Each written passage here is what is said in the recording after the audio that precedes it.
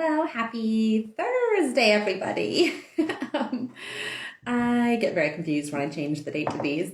Anybody who doesn't know me, I am Lindsey Hall. I'm an intimacy and empowerment coach. And for me, what that means is that I love to help women, people, humans, deepen an intimacy with themselves and with others, really own their power and their pleasure, and live a joyful life that you absolutely love.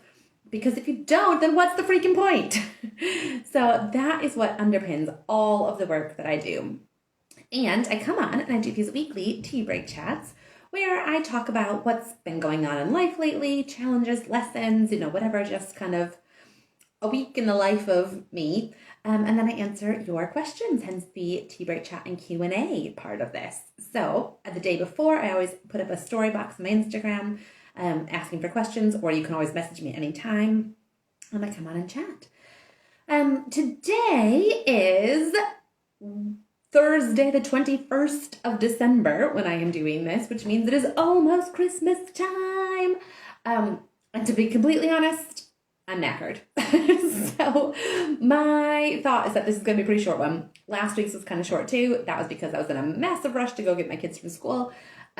Today it's just because I'm tired, and it's that time of year where I think a lot of us are feeling that. In fact, the question that I'm going to come to when I'm done just chit-chatting is very reflective of this as well. I know that this is a really common feeling at this time of year where it's just like, oh, I'm so done. Is it time to just sit and do nothing yet? And so I'm going to keep this pretty short, but I tend to talk a lot, so we'll see. But the thing that I was going to talk about this week is basically doing co-parenting during the holidays and what that looks like for me. Because as you may or may not know, I 50-50 co-parent my kids. My co-parent / ex-husband lives nearby. He's only about half a mile away. We do 50-50 co-parenting, and that generally is pretty darn great for us. But also, when it comes to the holidays, however you split your time with your kids, if you split it, it can be different around the holidays. And it does. Our schedule changes around the holidays. We don't stick with the same schedule that we have the rest of the year. So I just wanted to kind of briefly talk about that, what it looks like, how it feels, that kind of thing. So every year it changes slightly. We generally try and keep the same kind of overarching principle for the last this will be our third Christmas now, I think, doing it split. Yeah, it must be our third Christmas doing it somewhat split like this. But depending on when Christmas falls, when the schools let out, that kind of thing, it does change. So this year, school runs through tomorrow, through Friday the 22nd. The girls are going to come home to me for a while. Then we always end up splitting Christmas Eve. We split like in the middle of the day, and we split Christmas Day in the middle of the day, so that we both end up seeing the girls on Christmas Eve and Christmas Day. And then we tend to do, so this year, they will be with their dad for the first week of school holidays and with me for the second week of school holidays then. So the beginning of it is kind of a back and forth, and then it ends up being a more stable version after that. And to be honest, I have mixed feelings about it. I don't know that I love that. I don't know that the girls love it. But also when you co-parent, you sometimes get situations that you don't all love, and that is part of it, but it's part of the bigger picture, the overall picture. And it's for sure better than our Christmas was 4 years ago, when we were still technically living in the same house, but things were very, very messy. And like on Christmas, in the Christmas period, well, actually, yeah, their dad was here, but not here, if you kind of know what I mean. And it was not nice for anybody. So although I don't particularly love what we've got now, I love it way better than I did that year, 4 years ago. And I know it's a million times better for our kids than that version was. That was no good for anybody.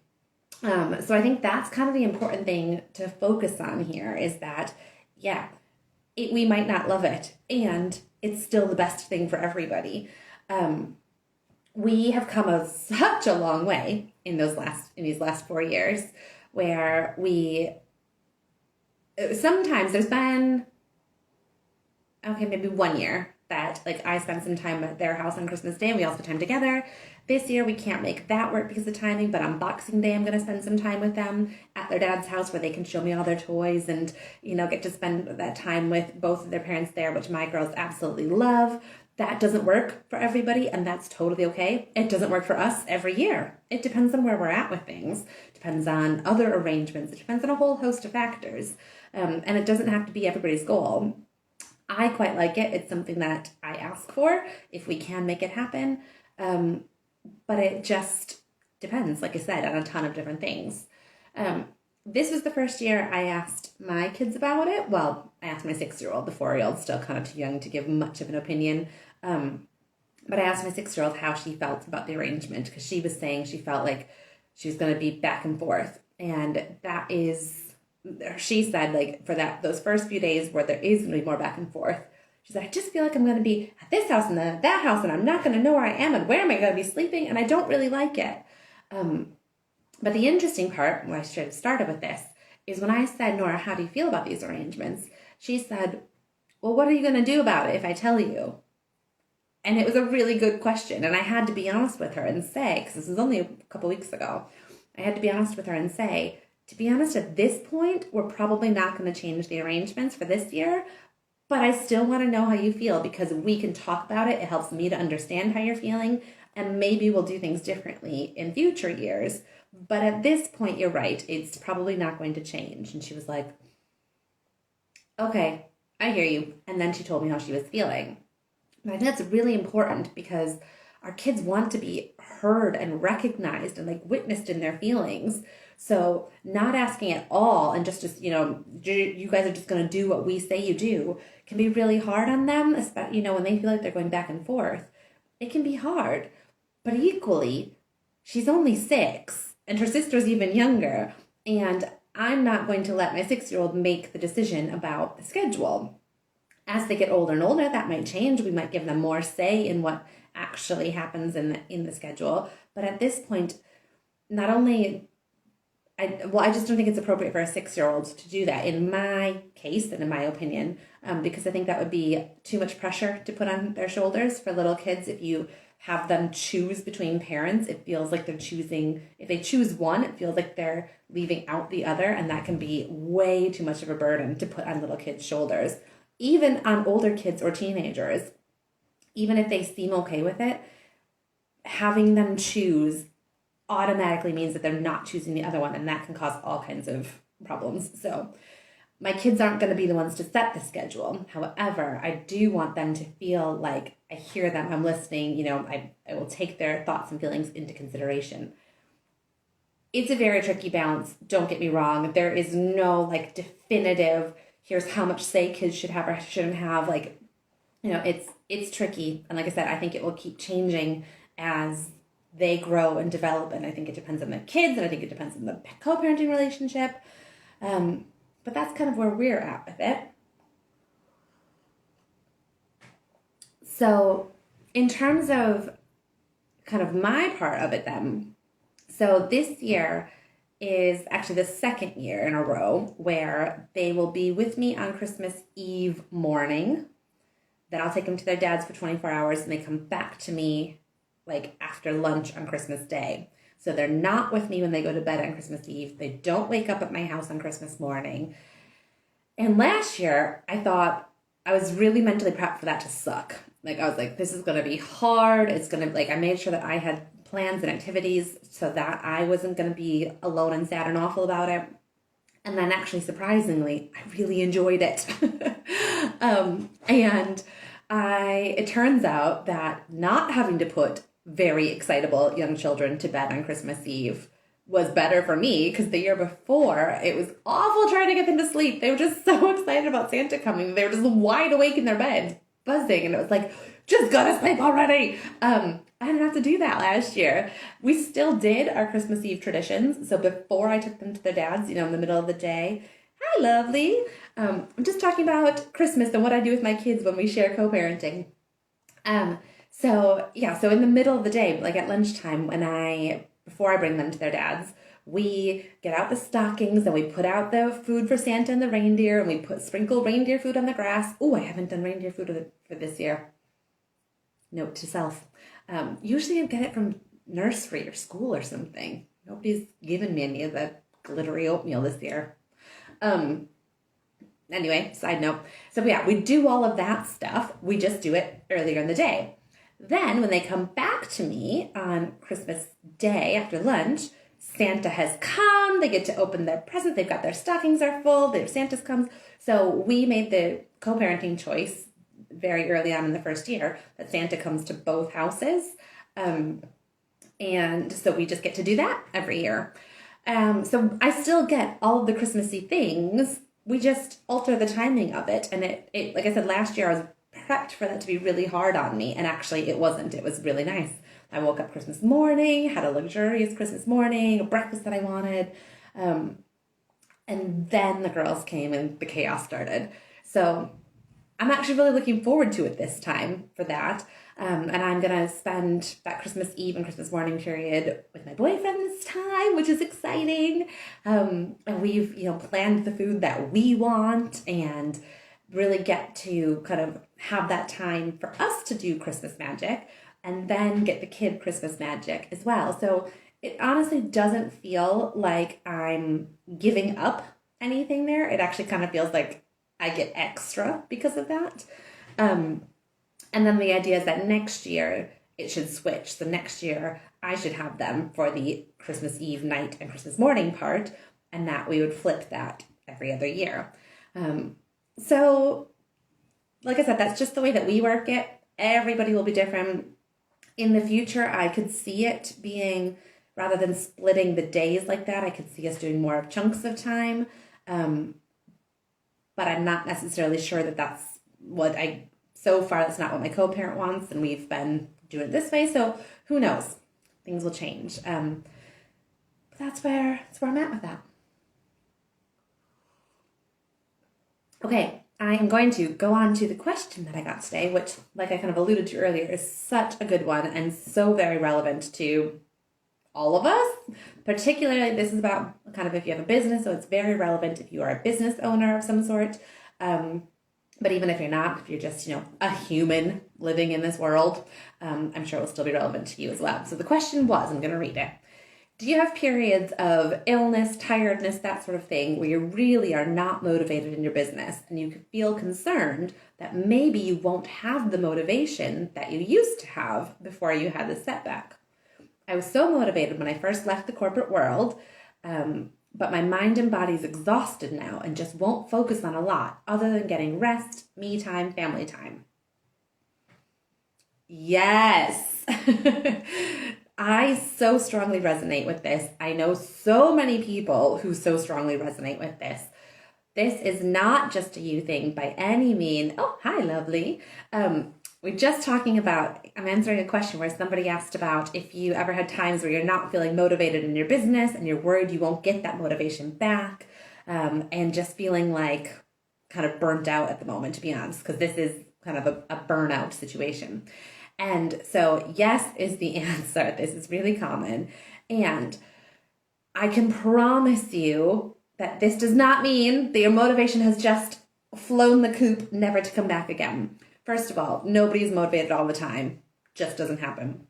I work with Pippa, a personal trainer, who always talks about this in terms of like a training and nutrition context, where she says like motivation comes and goes. Discipline is what you need in order to keep this going. Even there's, lots of days where you don't want to train, you don't want to do the meal planning, whatever.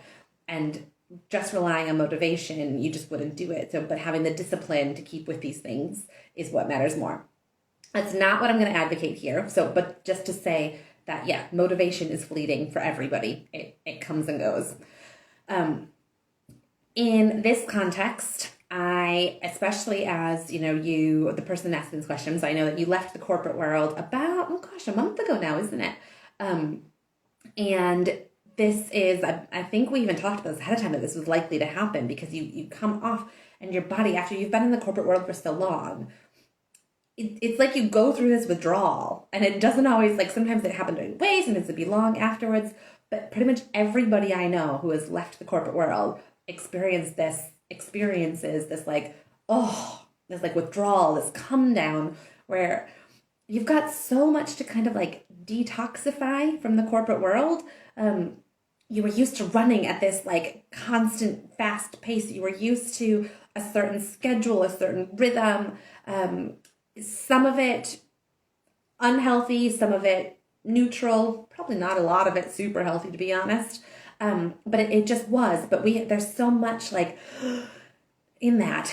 And now your body is slowing down. It's getting used to a new pace, all of that. And then on top of the time of year that it is. So this is where I said, like, even if you haven't just left the corporate world a month ago, this is the time of year where, first of all, if we follow the natural seasons just on their own, this is the darkest. In fact, today is the 21st. Today's the solstice. Today's the darkest day of the year, or I should say, the shortest amount of sunlight.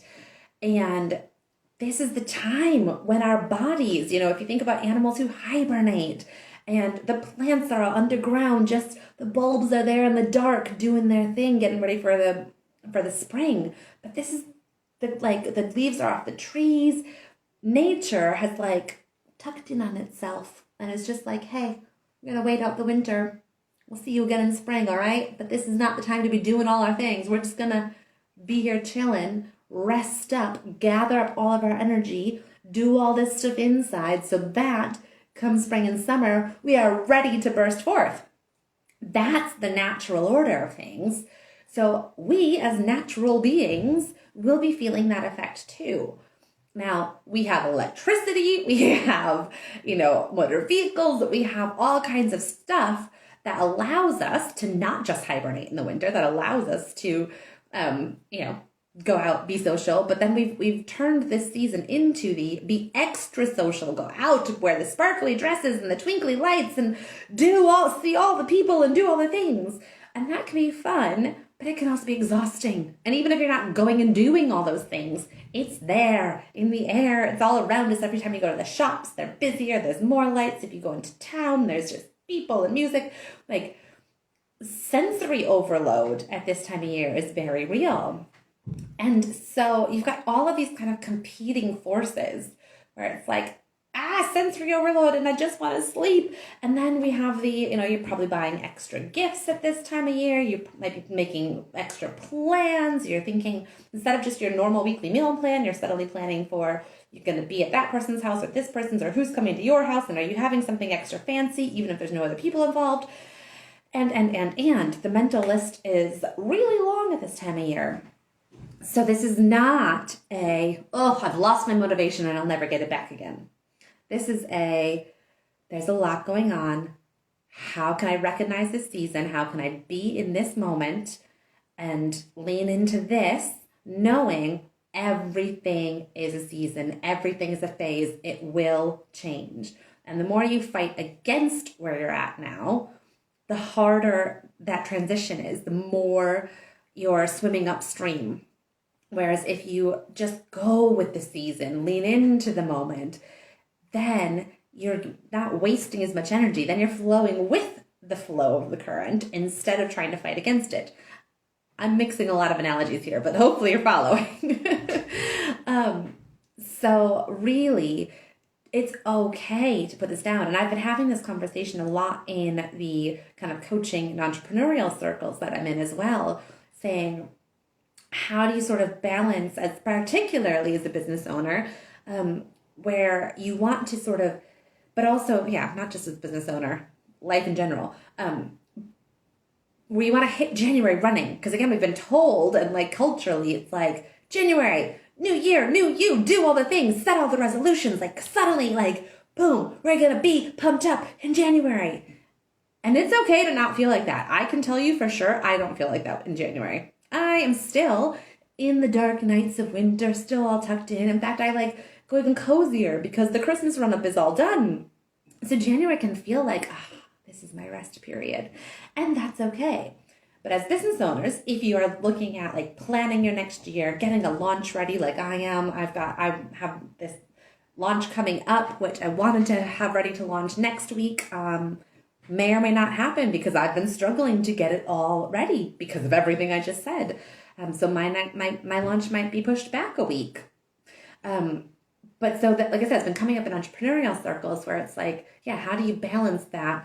Getting your launches for the new year ready, planning the new year, hitting the ground running, feeling like you're not going to miss the boat, because that's where I'm struggling a little bit, is, okay, if I'm just focused on me and I say, be gentle, it's okay to push your launch back a week, but then my brain goes, yeah, but other people are more organized. Other people have their launches ready. They're going to be launching straight away and you're going to miss out. People aren't going to buy from you because they're already going to have bought from other people. Now, also, I can tell you that that's not true because what I'm launching and offering is not widely launched and offered. It's about divorce, by the way. If you're thinking about divorce, or you're already getting divorced, or you're going to start getting divorced, or if you've been divorced for 10 years and you think it's still messy as fuck, you're going to want to pay attention to what I eventually come out with, because it's my most favorite program that I've ever made so far. But it's not widely available, is it? There's not a whole lot of divorce support packages. So my brain is telling me you're going to miss the boat. If you don't have it ready to launch on the 26th, then your chances are screwed. But really, I can go, hang on, that's not true.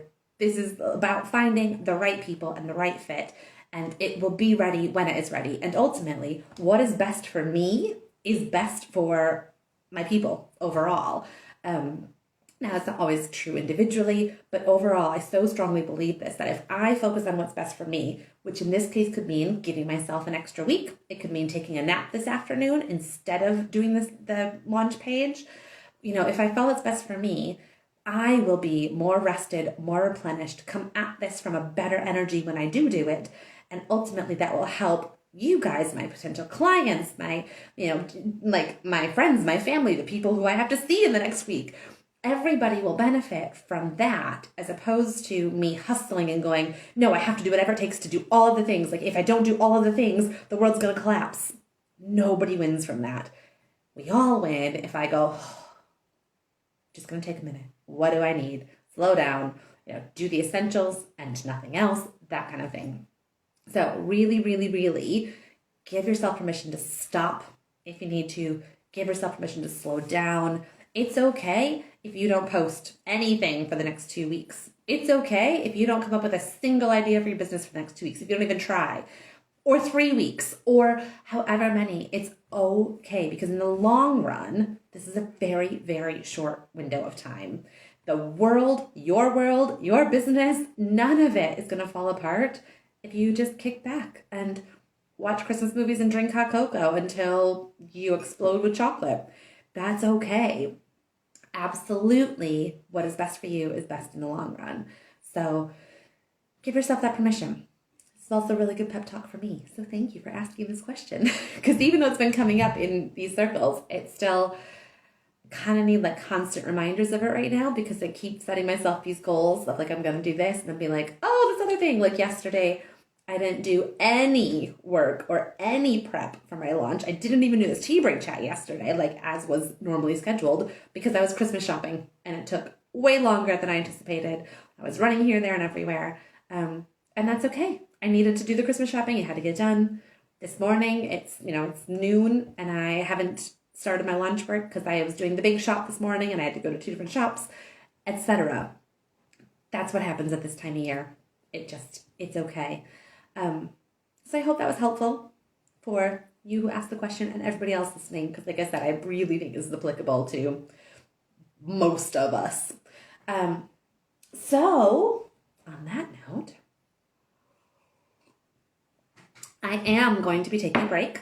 So this is the last tea break chat of 2023. I'm going to take the next 2 weeks off of tea break chats. So I will not be doing one in the Twixmas period, and I will not be doing one the first week in January because I have my girls off school that entire week, and you guys don't even want to see me attempt this when my girls are running around in the background. So yeah, I'll have them home with me the whole first week in January. So come Wednesday the 10th of January, I think, is when I will be back doing tea break chats. If you super, super miss me in between, which I totally get because I will miss doing these, But there's the whole backlog of them are on my Instagram. If you go to the Reels page, you can see them all. And they're all on YouTube. So my YouTube is at Lindsey Hall Coaches as well. All of my things are at Lindsey Hall Coaches. So yeah, you can watch, I think this is episode 73 maybe. So you can watch 72 other episodes of Tea Break Chats if you want. If that doesn't give you enough to binge over the Christmas period, then I don't know what to tell you. So yes, I'll be back after that. I will be doing some work because I will be getting this launch ready for whenever it launches. But do keep your eyes out. Like I said, if you are anywhere thinking about divorce, if you've been just holding it together through the holidays and then are like, yeah, fuck this, we're done, which is what we did 4 years ago. It was like we held on. I don't even want to say by a string. It was like the teensy tiniest filament. We held on through the holidays, and then afterwards it was like, oh, no more. So if that's you and you're holding on, first of all, I see you. I love you. I know how much strength this takes. I know how exhausting it is, and you got this. And also, it's okay if you're like, no, I can't even make it for the next 4 days. I'm just done now. That's also okay. But if you're like, I'm going to hold on, we're going to keep it together. Yeah, I hear you. And come back. Send me a message now, even if you need to. I'm here with open ears because I really, really feel you on this. It's hard as hell to hold it together when you know that things are just a mess. I didn't even know that we were going to end up breaking up. I just knew that whatever was happening at the moment was completely awful. And then we broke up. Anyway, I've got something for you. So message me at any point if you're hearing this and you're like, oh my God, that's me. I just need to talk to somebody who relates.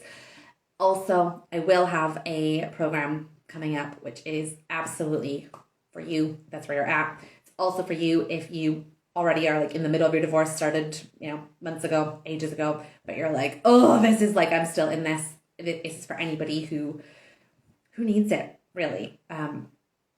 I'm not going to tell you what it is yet because that's the point of the launch, but promise that I will have something super helpful. So stick around. Send me a message if you want to be like on the inside list. If you're already like, oh my God, whatever it is, I need it. Send me a message and I'll make sure that you see it because the algorithms mean you don't always see the stuff that you want to see because algorithms are a bitch. So if you want to make sure that you get what I'm about to put out there, then let me know. Okay, that's it. I am wishing you all the very best end of 2023 that you can possibly have. If it's amazing, then yay. If you're like, good riddance, this is awful, then rest up. Take care of yourself as much as you can. I have spots open for one-to-one, my 90-day intimacy experiment starting in January. I still have spots available for that. Message me if you're interested. That's the one-to-one work. New launch coming soon, and I will see you in January in 2024. Mwah! Love to you all.